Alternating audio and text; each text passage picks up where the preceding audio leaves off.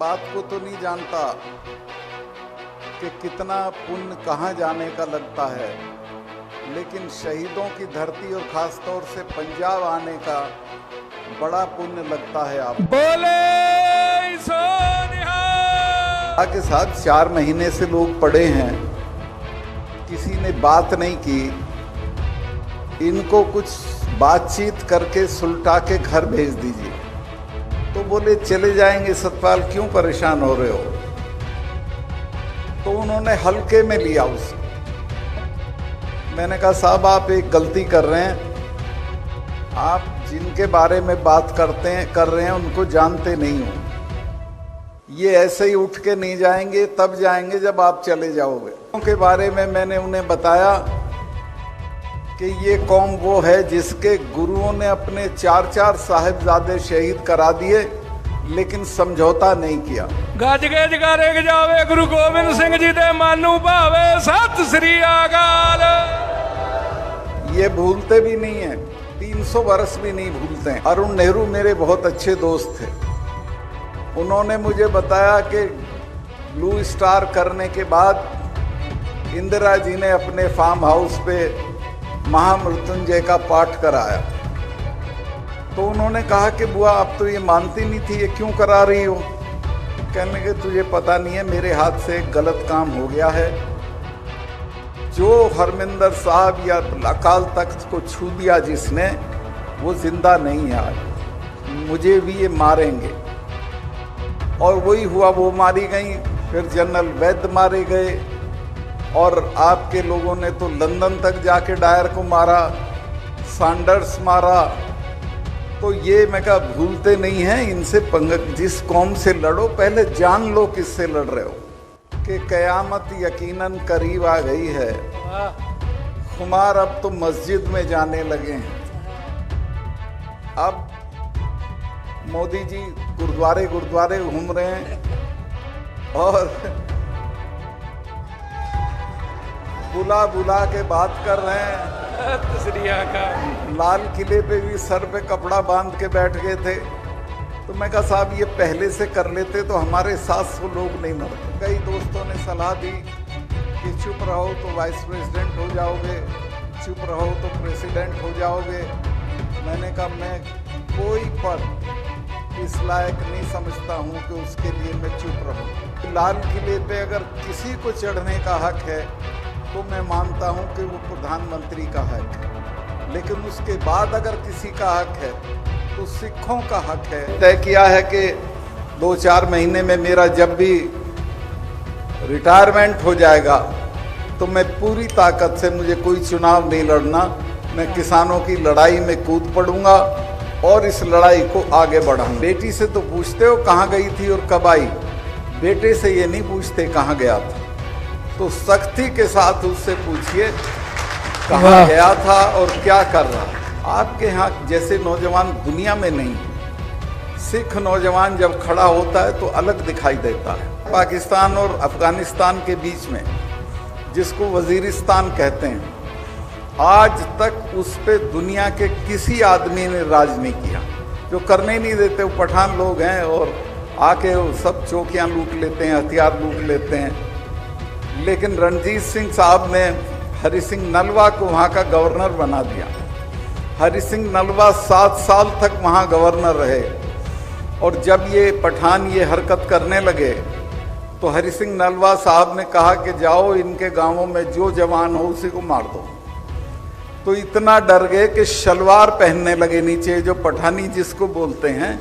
ये नलवा के डर से ड्रेस पैदा हुई थी कि वही शलवार पहन के रहा करो, नलवा का कोई सिपाही दिखे तो ऊपर बुर्का ओढ़ लो। 1 साल में 44 कॉलेज दिए, 4 मेडिकल कॉलेज दिए। और जाट और सिख जब भी मेरे से मिलने आते थे तो छूटते ही कहते थे रणजीत सिंह के बाद हमारा आदमी आया, क्योंकि महाराज का भी वहाँ शासन रहा था। किसी तरह का लोभ लालच, चुनाव बिल्कुल नहीं लड़ूंगा किसी के भी कहने से, और मैं पूरी तरह किसान आंदोलन के साथ खड़ा रहूंगा आगे भी। जो सिख भाई बंदी हैं और जिन्होंने अपनी वो काट ली है जेल, उनका मामला मैं पर्सनली उठाऊंगा प्रधानमंत्री के साथ भी और दिल्ली में सुप्रीम कोर्ट वगैरह में भी, और उनकी पूरी मदद करूंगा, क्योंकि वो बहुत अन्याय है। मैं किसान यूनियन के लोगों से इस बात पे नाराज भी हूं कि इन्हें खुद कहना चाहिए था कि ये कोई जुर्म नहीं किया था लाल किले पे चढ़ के, इनका हक था, ये नहीं चढ़ सकते तो कौन चढ़ सकता है। तो इनके भी जो मामले होंगे उनमें मैं मदद करूंगा। बात को तो नहीं जानता कि कितना पुण्य कहाँ जाने का लगता है, लेकिन शहीदों की धरती और खास तौर से पंजाब आने का बड़ा पुण्य लगता है। आप बोले सोनिहाल। मैंने कोई बड़ी करामात नहीं करी, मैंने जो मेरा फर्ज था, एक किसान घर में पैदा होके जो मुझे महसूस हुआ उस लड़ाई के दौरान, वो मैंने किया। मुझे कई दोस्तों ने सलाह दी कि चुप रहो तो वाइस प्रेसिडेंट हो जाओगे, चुप रहो तो प्रेसिडेंट हो जाओगे। मैंने कहा मैं कोई पद इस लायक नहीं समझता हूं कि उसके लिए मैं चुप रहूं। मैंने जब देखा कि 4 महीने तक दिल्ली के बॉर्डर देश जाता है, कुछ नहीं आपने कहा, ना पार्लियामेंट ने कुछ कहा, तो इतना नहीं इग्नोर करना चाहिए इन लोगों को। तो उनकी समझ में आया, माफ़ी भी मांगी और वो कानून भी वापस लिए। लेकिन अभी भी प्रेस यहाँ हो तो मैं कह सकता हूँ कि अभी भी ईमानदारी नहीं है सरकार के रुख में। ना तो एमएसपी पे कुछ किया है, ना जो मुकदमे थे वो ख़त्म किए हैं, ना जो ये लोग लाल किले पे बच्चे चढ़े थे, ना इनको छोड़ा है, ना मुकदमे ख़त्म किए हैं। बल्कि मैंने तो कई जगह ये कहा कि लाल किले पे अगर किसी को चढ़ने का हक है तो मैं मानता हूं कि वो प्रधानमंत्री का हक है, लेकिन उसके बाद अगर किसी का हक है तो सिखों का हक है, क्योंकि उनके गुरु श्री अकाल तेग बहादुर साहब की शहादत लाल किले के दरवाजे पे हुई थी। अगर उसके बच्चे नहीं चढ़ेंगे तो कौन चढ़ेगा, कौन झंडा फहराएगा? और झंडा भी क्या फहराया था, निशान साहब फहराया था, जिसकी इज्जत रखने के लिए हजारों सिख शहीद हुए हैं। तो इस बात को समझना चाहिए। खैर मुझे लगता है वो भी हम कोशिश करेंगे कि मुकदमे वापस कराए जाएं उनके। और मुझे बड़ी तकलीफ है कि एक बहुत ही होनहार बच्चा दीप सिद्धू अब हमारे बीच में नहीं रहा, उसको लपेट रखा था इन्होंने। और मुझे अच्छा लगा कि उसके परिवार, उनके भाई से मेरी आज मुलाकात हुई, मुझे बहुत अच्छा महसूस हुआ। तो मैं जो कह रहा हूं वो ये कि अभी भी सरकार की नीयत ठीक नहीं है किसानों के लिए। और किसान भाइयों, मैं आपसे एक निवेदन करना चाहता हूं कि हम एक बड़ी लड़ाई की तरफ जा रहे हैं। किसानों को अभी बड़ी लड़ाई लड़ना पड़ेगी, क्योंकि सरकार का रवैया हमारे लिए अच्छा नहीं है। फसल के दाम पे हमारे साथ नहीं है, एमएसपी पे हमारे साथ नहीं है। एक फौज होती थी जिसमें हम मर कट के गुजारा कर लेते थे, उसको भी खत्म कर रहे हैं। तो कुल मिला के कोई चीज हमारे पास नहीं छोड़ेंगे अगर हम लड़ेंगे नहीं। तो ये लड़ाई फिर होगी, और उस लड़ाई के लिए मैं आपके बीच में फिर हाजिर रहूंगा। मैंने तय किया है कि 2-4 महीने में मेरा जब भी रिटायरमेंट हो जाएगा तो मैं पूरी ताकत से, मुझे कोई चुनाव नहीं लड़ना, मैं किसानों की लड़ाई में कूद पड़ूंगा और इस लड़ाई को आगे बढ़ाऊंगा। बोले सोनिहाल। मलिक साहब संघर्ष करो, हम तुम्हारे साथ हैं। जितने इस देश में जितनी शहादत हुई है, मैं कल रास्ते में एक बहुत अच्छा वो बनाया है जंग आज़ादी का मोन्यूमेंट, तो डीएम ने कहा कि साहब देख के जाइए। मैं चला गया वहाँ, तो जितने काला पानी की सजा में थे सबसे ज्यादा सिख थे। शहादत में सबसे ज्यादा सिख थे, फांसी जिनको तोड़ी गई सबसे ज्यादा सिखों को तोड़ी गई, और देश के इतिहास में उनको जो जगह मिलनी चाहिए थी वो नहीं मिली है, उसको हम छीन के लेंगे। जगारे के जावे निहाले जावे शहीदां ਸਿੰਘਾਂ ਦੇ ਮਨ ਨੂੰ ਭਾਵੇ सत श्री अकाल। मैं थोड़ा लंबा हो गया, लेकिन और भी कुछ बातें मैं आपके सामने कहने आया था, और वो ये है कि खेती ये हमारी खत्म कर रहे हैं, दाम ये हमको नहीं दे रहे हैं, और हमारे बच्चों को रोजगार नहीं दे रहे हैं, महंगाई बढ़ा रहे हैं। तो अब हमको ये सोचना पड़ेगा कि हम तरक्की कैसे करें। हमारे पास रियासतें नहीं हैं, महल नहीं है कि हम उनमें होटल खोल देंगे, कुछ नहीं है। सिर्फ एक चीज़ बचती है और वो है तालीम। आपको सुनने में अटपटा लगेगा, लेकिन एक ही चीज़ से हम इनसे लड़ सकते हैं, और वो है अपने बच्चों को बढ़िया से बढ़िया जगहों पे तालीम दिला के। जो आप 2-3 चीज़ों के लिए मैं हाथ जोड़ के आपसे माफ़ी मांगूंगा। मैं अभी हनुमानगढ़ गया था, मुझे वहाँ किसानों ने कहा कि साहब ये तो 2 आदमी हैं घर में और 15 कमरे की कोठी ठोकते हैं। इसी तरह से शादी में 3 छल्ले की गाड़ी मांगते हैं, बुजुर्ग के मरने पे 40 गांव का भोज करते हैं। इन कामों से बचो और अपने बच्चों को बढ़िया से बढ़िया तालीम दो। आपके बच्चों में वो काबिलियत है कि वो बहुत दूर तक जाएंगे। मैं अभी पढ़ रहा था एक जगह के, जब लीबिया का तानाशाह था जिसका नाम गद्दाफी था, उसको बागी लोगों ने मार दिया तो उसके दफ्तर में रेड किया। उस रेड में उनको एक डायरी मिली। उस डायरी में उसने लिखा है, गद्दाफी ने, कि मुझे सबसे ज़्यादा आनंद तब आता है जब मैं देखता हूँ कि लिटिल कोंडी, अमेरिका की विदेश मंत्री थी कोंडालीजा राइस, देखने भालने में साधारण, कमज़ोर, लेकिन पढ़ाई की वजह से वो अमेरिका की फॉरेन सेक्रेटरी हो गई थी। तो कहता है जब लिटिल कोंडी शेखों को धमकाती है तो मुझे बड़ा आनंद आता है।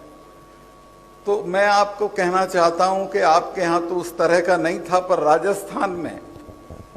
राजस्थान में तो जाटों को घोड़ी पे नहीं चढ़ने देते थे, दूल्हा भी घोड़ी पे नहीं चढ़ सकता था, चारपाई पे नहीं बैठने देते थे, औरतों को कमरबंद नहीं पहनने देते थे, रस्सी बांधना पड़ती थी।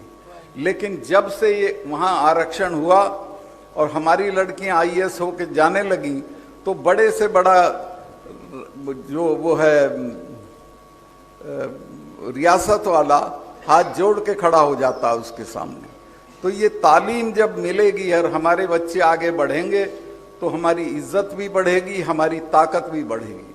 तो आपसे मैं, पता नहीं आपके यहाँ है कि नहीं, हरियाणा में तो बहुत रिवाज है, बच्ची को गर्भ में ही मरवा देते हैं, वो सब मत करिए, इनको पढ़ाइए। बच्चियों का आप देखिए, मैं 5 जगह वो रहा हूँ गवर्नर, और वहाँ मैं कॉन्वोकेशन में जाता था, 30 इनाम होते थे, तो 5 लड़कों के और 25 लड़कियों के। मैंने कहा लड़कों से, मैं कहा भाई संभल जाओ बेटे, तुम तो रोटी भी बनाना नहीं जानते, कुश्ती का भी मेडल यही लाएंगी, मुक्केबाजी का भी मेडल यही लाएंगी, टेनिस का भी मेडल यही लाएंगी। वो जब तुम उसे आगे बढ़ा देते हो तो बहुत दूर तक जाती है, तो उसको पढ़ाओ और बढ़ाओ। तीसरे, ये जो दहेज है, पता नहीं आपके यहाँ कितना, हमारे यहाँ तो 4 छल्ले की गाड़ी मांगते हैं, ये मांगना बंद करो। चौथा, जो आपके यहाँ है उसमें मैं दखल करूंगा तो मेरी कोई सुनवाई नहीं करेगा, वो है नशे का कारोबार। इस पे आप सख्ती से निपटिए। बेटी से तो पूछते हो कहाँ गई थी और कब आई, बेटे से ये नहीं पूछते कहाँ गया था। तो सख्ती के साथ उससे पूछिए कहाँ गया था और क्या कर रहा है, उसको नशे की दुनिया से बाहर निकालिए। आपके यहाँ जैसे नौजवान दुनिया में नहीं, सिख नौजवान जब खड़ा होता है तो अलग दिखाई देता है। तो उसी की वजह से 7 सैकड़ा सिख थे महाराजा रणजीत सिंह जी के ज़माने में पंजाब में, और सतलुज से लेके और काबुल तक उसका राज था। उसकी फौज को देख के एक अंग्रेज औरत ने लिखा कि मुझे लगता है हम गरीब मुल्क के लोग हैं, जिस तरह के कपड़े रणजीत सिंह जी के फौजी पहनते हैं ऐसा इंग्लैंड का फौजी नहीं पहनता। तो एक तरह से आप समझिए, हाँ एक घटना मैं बताना जरूरी समझता हूँ।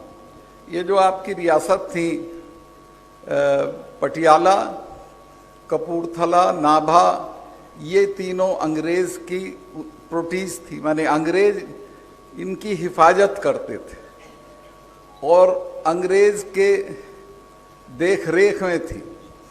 तो एक बार पटियाला की एक रानी का झगड़ा हो गया राजा से। रणजीत सिंह जी की रिश्तेदार थी, उसने चिट्ठी लिख दी कि महाराज ये तो मेरे साथ बदतमीजी कर रहा है और आप आओ हमारा फैसला करा दो। महाराज रणजीत सिंह जी आए और पूरी फौज लेके आ गए, जबकि अंग्रेज से समझौता था कि सतलुज के इधर हम नहीं आएंगे और सतलुज के उधर आप नहीं जाओगे। तो जब फौज लेके आ गए तो महाराजा पटियाला ने डलहौजी को कहा कि भाई ये तो हमला है, इसको तो हमला मानना चाहिए और आप इसका कोई इलाज करो। डलहौजी ने लंदन में पूछा कि भाई क्या करें, फौज लेके आ गया है। लंदन ने कहा कि चुप पड़े रहो, 5-7 दिन में चला जाएगा, वरना जो राज है इसे भी छिनवा लोगे। बोले सो निहाल। इतनी ताकतवर फौज थी रणजीत सिंह साहब की। उसके तोपची नेपोलियन के ज़माने के थे और बेहतरीन किस्म की फौज लेके उसने ठसके के साथ, इज्जत के साथ भारत पे राज किया। एक इलाका है पाकिस्तान और अफगानिस्तान के बीच में जिसको वजीरिस्तान कहते हैं, आज तक उस पे दुनिया के किसी आदमी ने राज नहीं किया। जो करने नहीं देते वो पठान लोग हैं और आके वो सब चौकियां लूट लेते हैं, हथियार लूट लेते हैं। लेकिन रणजीत सिंह साहब ने हरि सिंह नलवा को वहाँ का गवर्नर बना दिया। हरि सिंह नलवा 7 साल तक वहाँ गवर्नर रहे और जब ये पठान ये हरकत करने लगे तो हरि सिंह नलवा साहब ने कहा कि जाओ इनके गांवों में जो जवान हो उसी को मार दो। तो इतना डर गए कि शलवार पहनने लगे नीचे, जो पठानी जिसको बोलते हैं। ये नलवा के डर से ड्रेस पैदा हुई थी कि वही शलवार पहन के रहा करो, नलवा का कोई सिपाही दिखे तो ऊपर बुर्का ओढ़ लो। तो सत श्री अकाल। अभी हाल मैंने पता किया कि कोई उनके परिवार में है क्या, तो किसी ने बताया जी उनकी एक पोती है। मैं कहा भाई मैं मिलना चाहूँगा। कहने लगे जी मिलोगे कैसे, वो तो जेल में अपने हस्बैंड को मारने के जुर्म में। तो ऐसी नस्ल थी।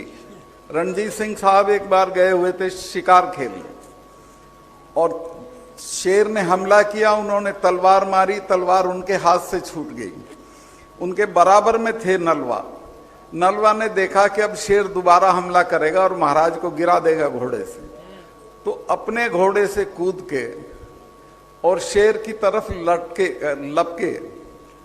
तो नलवा पे जब शेर ने हमला किया तो उसने दोनों हाथ पकड़ के शेर के ऐसे तोड़ दिए थे, तब उसका नाम नलवा पड़ा था। तो इस धरती पे कैसे कैसे लोग पैदा हुए हैं।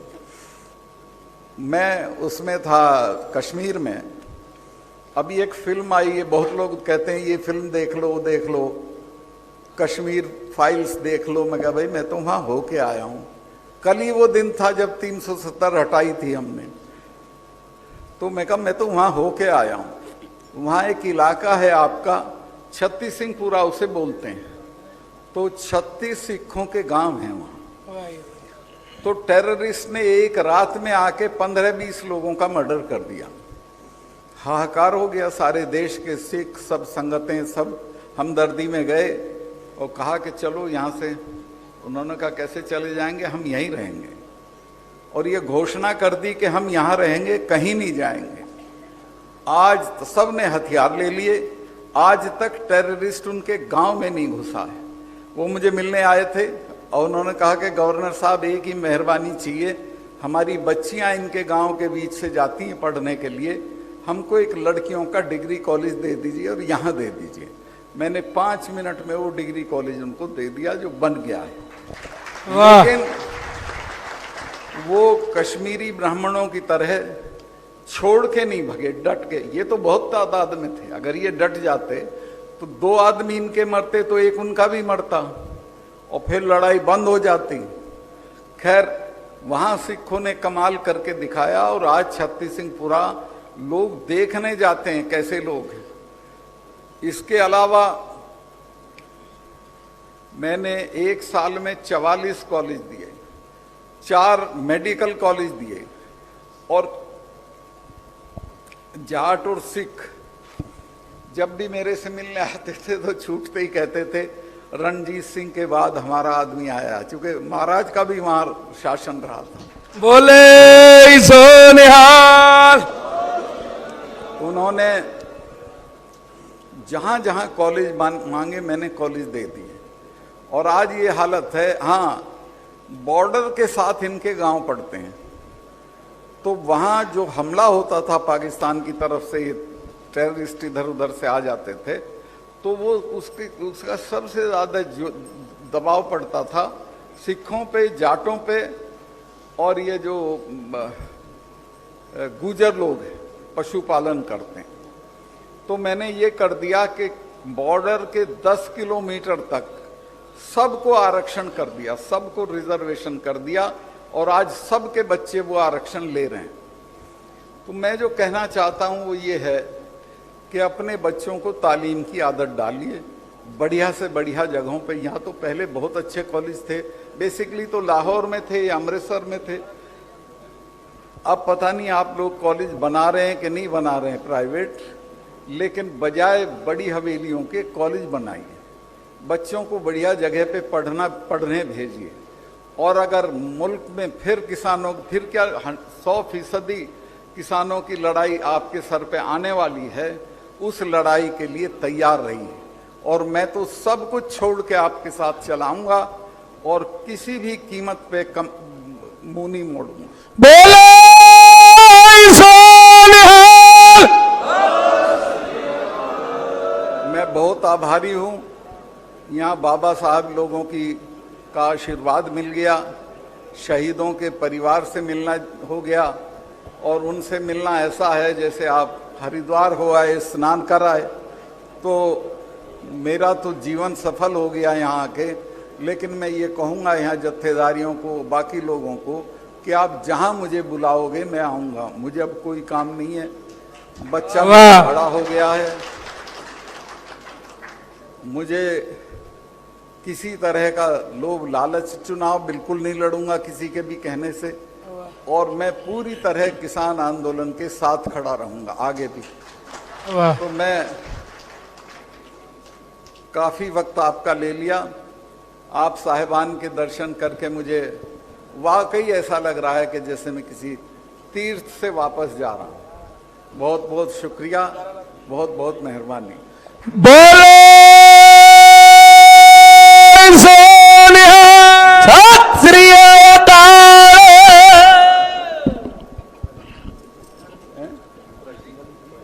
हाँ, जो बंदियों का जिक्र किया है वो मुझे मालूम है, चूंकि मेरी इनसे बात हो चुकी है। जो सिख भाई बंदी हैं और जिन्होंने अपनी वो काट ली है जेल, उनका मामला मैं पर्सनली उठाऊंगा प्रधानमंत्री के साथ भी, और दिल्ली में सुप्रीम कोर्ट वगैरह में भी, और उनकी पूरी मदद करूंगा, चूंकि वो बहुत अन्याय है। अभी तो राजीव गांधी के हत्यारे भी छूट गए, इनका तो पूरा हो गया है टर्म, ये तो छूट ही जाने चाहिए बंदी सिखों के लिए। और ये जो लड़के जो दीप सिंधु के साथ जो इन्वॉल्व कर दिए थे, और मैं किसान यूनियन के लोगों से इस बात पे नाराज भी हूं कि इन्हें खुद कहना चाहिए था कि ये कोई जुर्म नहीं किया था लाल किले पे चढ़ के, इनका हक था, ये नहीं चढ़ सकते तो कौन चढ़ सकता है। तो इनके भी जो मामले होंगे उनमें मैं मदद करूंगा। बहुत बहुत धन्यवाद। ਵੀਰੋ ਜਾਣਾ ਨਹੀਂ ਕਿਸੇ ਨੇ, ਸਾਰਿਆਂ ਨੂੰ ਬੇਨਤੀ ਆ ਸਨਮਾਨ ਹੋਣੇ ਸਾਰਿਆਂ ਦੇ, ਜਾਣ ਦੀ ਨਾ ਕੋਈ ਕੋਸ਼ਿਸ਼ ਕਰੋ। ਗਵਰਨਰ ਸਾਹਿਬ ਆਪਣੇ ਕੋਲ ਆ, ਜਕਾਰੇ ਕੇ ਜਾਓ, ਧੰਨਵਾਦ ਕਰੋ, ਤਾੜੀਆਂ ਮਾਰ ਕੇ ਕਰੋ, ਸਾਰੇ ਧੰਨਵਾਦ ਕਰੀਏ। ਇਹੋ ਜਿਹੀਆਂ ਚੰਗੀਆਂ ਰੂਹਾਂ, ਇਹ ਦੇਸ਼ ਦੇ ਏਕੇ ਵਾਲੀਆਂ ਰੂਹਾਂ। ਸਾਡਾ ਕਿਸੇ ਨਾਲ ਵੈਰ ਥੋੜੀ। ਟੋਡਰ ਮੱਲ ਜੀ ਔਰ ਵੀਰੋ ਵੇਖੋ ਕਿੱਡੇ ਕਿੱਡੇ ਮਾਣ ਤਾਣ ਸਨਮਾਨ, ਸਤਿਗੁਰੂ ਸਾਰਿਆਂ ਦੇ ਸਾਂਝੇ।